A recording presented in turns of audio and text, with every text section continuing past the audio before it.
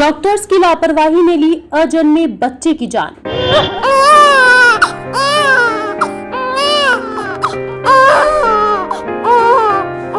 Delivery सही नहीं करने से परिजनों में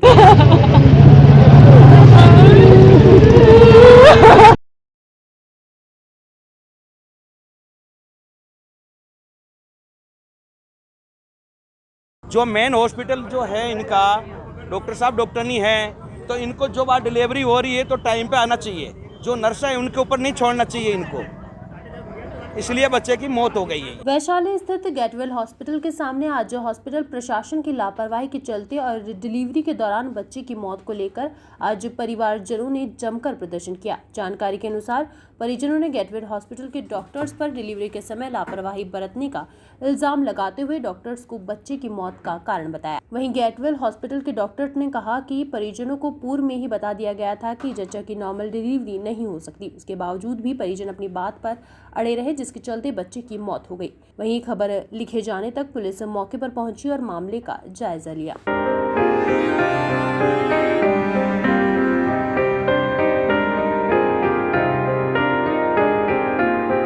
नहीं, मौका पर आए हैं, खुद का हॉस्पिटल है तो इनको संभालना चाहिए।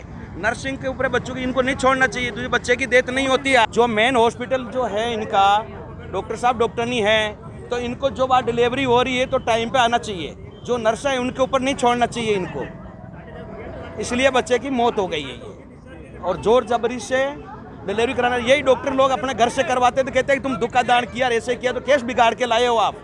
इनके हाथों से ऐसे घर पे जनाते बच्चे को, तो हम घर पे ही पैदा करवा देते ऐसे दबा दबू के। पहले 2-4 दिन पहले यहीं दिखा के गए थे हम, तो आप बोला कि साहब थे अंदर। ठीक है साहब। हाँ साहब, मैं राजू, मेरी छोटी वाली बहन है सोनम, उसको गेटवेल हॉस्पिटल लेकर आया था सुबह 3:30-4 बजे डिलीवरी टाइम में। लेबर पेन हो गया था उसको, तो यहाँ लाए दिखाए तो डॉक्टर ने वगैरह जो नहीं थी, यहाँ पे नर्सिंग स्टाफ था, उन्होंने कहा कि आराम से है, कोई दिक्कत नहीं है। दोनों बच्चे और जो मेरी सिस्टर है दोनों स्वस्थ है और आराम से नॉर्मल डिलीवरी हो जाएगी, कोई टेंशन नहीं है। फिर तकरीबन 6:30-7 बजे उसको लेके गए, 5:30-6 बजे तकरीबन लेके गए उसको ओटी के अंदर, और जब तक हमको कुछ नहीं बताया और उनसे नहीं संभला तो और कोई दूसरा नर्सिंग स्टाफ था उसको बुलाया घर से, और उनको हम ही जाके लेकर आए थे घर से। और वो आने के बाद हमको बोला कि हमारे मतलब जो बच्चा है वो उसकी डेथ हो गई है। तो ये चीज़ तो क्या लापरवाही है बिल्कुल डॉक्टरों की, और ना डॉक्टर राजा मेहता ने अभी तक संभाला है, ना हमसे कोई बात करी है कि कुछ है कि नहीं है, कैसा है, और ना बच्चे को आगे अभी तक संभाला है कि इसको इन्फेक्शन है कि नहीं है किसी प्रकार का। उसको भी जान को मतलब थोड़ी हो गई था खतरा, तो इस वजह से फिर हमने पुलिस केस वगैरह कर दिया है। और हम चाहते हैं कि ये पूरी मतलब इनके ऊपर कार्रवाई हो, आगे से किसी के साथ ऐसी कोई खिलवाड़ नहीं हो। ऐसा आरोप उनका गलत है, क्योंकि उनको हमने पहले ही समझा दिया था ये बात कि भाई ये नॉर्मल डिलीवरी नहीं हो सकती है। उसके जो आवल की नाल होती है वो इसके गर्दन पर लिपटी हुई थी, 2 राउंड थे, वो सोनोग्राफी में भी आया, वो इनको बता भी दिया था। इनको ये भी बोल दिया था नॉर्मल अगर ट्राई करेंगे, बच्चेदानी का मुंह खुला हुआ नहीं है, ये बच्चा खराब हो सकता है, तो सीजरियन कराने से ये बच्चा बचा जा सकता है। पर वो इस बात के लिए बिल्कुल राजी नहीं कि नहीं साहब हम तो धक्का लगा लेंगे। और हमने उनके जो लेडीज़ थी वो बोले कि नहीं वहाँ तो उसको पेशेंट को ही बोल रहे थे कि नहीं तू तो जोड़ लगा हो जाएगा, नॉर्मल हो जाएगा, ऑपरेशन नहीं कराना है। देख लिया था, मैडम ने भी बोल दिया था कि इसमें सीजरियन होगा, ये नॉर्मल नहीं होगी। मैडम ने बोल दिया था इनको, समझा दिया था इनको, सारी बातें हो चुकी थी।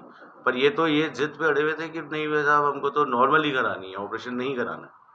तो नॉर्मल वो क्या, वो उसका आप देखेंगे बच्चे का जो हेड है ना वो ऐसा इलोंगेटेड लंबा सा हो गया हेड, वो क्योंकि बच्चेदानी का मुंह तो खुला हुआ नहीं था और वो ऊपर से धक्के मारते जा रहे थे उसके, तो इस चक्कर में ये हुआ है। इनको सीजरियन के लिए क्लियर कट बोला था, इनको समझा दिया था कि भाई सीजरियन नहीं हुआ तो ये इसमें बच्चे में दिक्कत आ सकती है।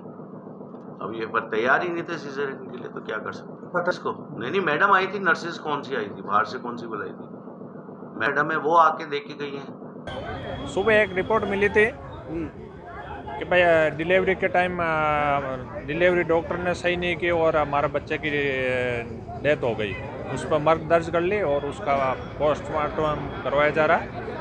जो भी लीगल उचित कानून कार्रवाई होगी वो की जा रही है। आ रहे हैं राजस्थान विधानसभा 2023 चुनाव में रह गया सिर्फ 1 साल का समय। कौन होगा विधायक उम्मीदवार? स्वामी न्यूज कर रहा है सोशल मीडिया का सबसे बड़ा सर्वे। राजस्थान की 200 विधानसभा क्षेत्र में कौन कर रहा है तैयारी, बताएंगे आप और उस विधानसभा क्षेत्र में रहने वाली जनता, जिससे आपके विधानसभा का क्षेत्र का हो विकास। 15 नवंबर 2022 से रोजाना 2 विधानसभा 1 बजे और दोपहर 3 बजे। अमी न्यूज के फेसबुक और यूट्यूब पर लाइव देखें, कमेंट बॉक्स में जाकर कमेंट करें और बताएं कौन सी विधानसभा क्षेत्र में रहते हैं आप, कौन है संभावित उम्मीदवार, कौन सी पार्टी से रखता है वो संबंध, जानकारी साझा करें। सबसे पहले प्रारंभ कर रहे हैं हम अजमेर संभाग। यदि छूट गया आपका विधानसभा क्षेत्र, यदि आप उससे नहीं रह पाए लाइव, तो हमारे प्ले लिस्ट में जाकर आप उसके कमेंट बॉक्स में जाकर अपने विधानसभा की जानकारी अवश्य डालें। ये जानकारी आप हमारे व्हाट्सएप पे भी दे सकते हैं। व्हाट्सएप नंबर है 9829010448। देखना ना भूलें, दोपहर 1 बजे और दोपहर 3 बजे।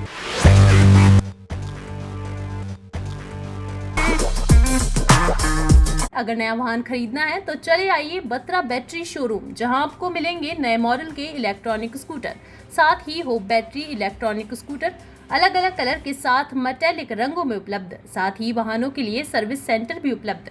तो देर न करें, आज ही संपर्क करें। बत्रा बैटरी, भगवानगंज चौराहा, अजमेर 9571204206।